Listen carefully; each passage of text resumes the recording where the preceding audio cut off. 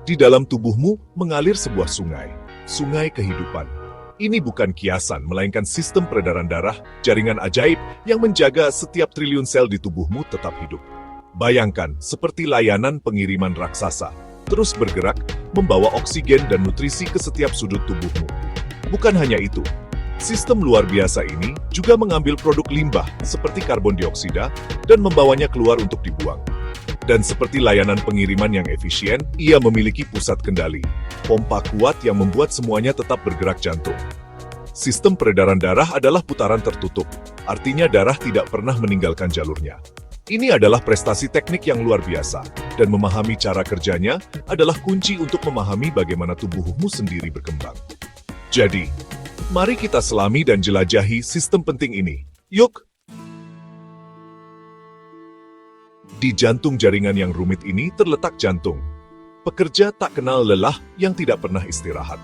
Organ seukuran kepalan tangan ini adalah pompa yang kuat, berkontraksi dan berelaksasi secara ritmis untuk mendorong darah ke seluruh tubuhmu.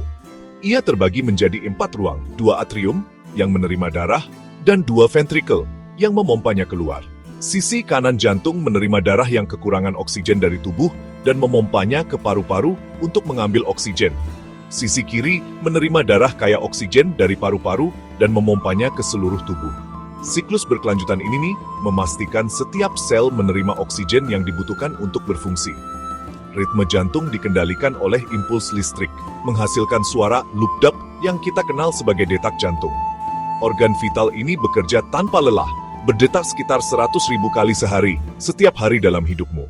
Ini adalah bukti desain dan ketahanan tubuh yang luar biasa. Bagian terpenting dari sistem peredaran darah tentu saja adalah darah. Cairan luar biasa ini adalah campuran plasma, sel darah merah, sel darah putih, dan trombosit. Setiap komponen memainkan peran penting dalam menjaga keseimbangan tubuh. Sel darah merah membawa oksigen, sel darah putih melawan infeksi, dan trombosit membantu pembekuan darah.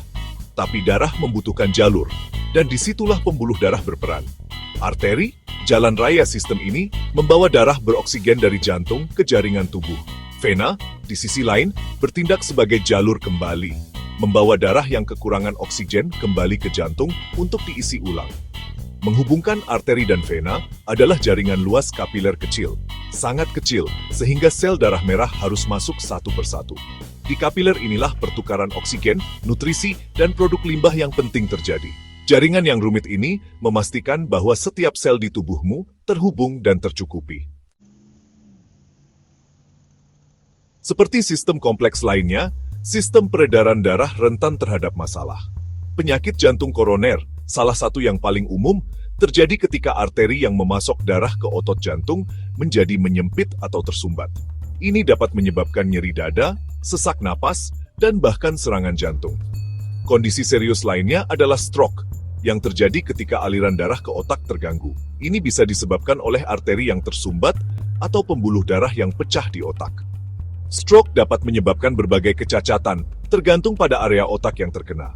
Varises, meskipun tidak mengancam jiwa, adalah masalah peredaran darah umum lainnya.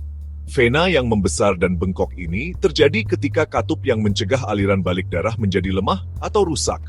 Ini memungkinkan darah menggenang di vena, menyebabkannya menonjol dan terlihat melalui kulit.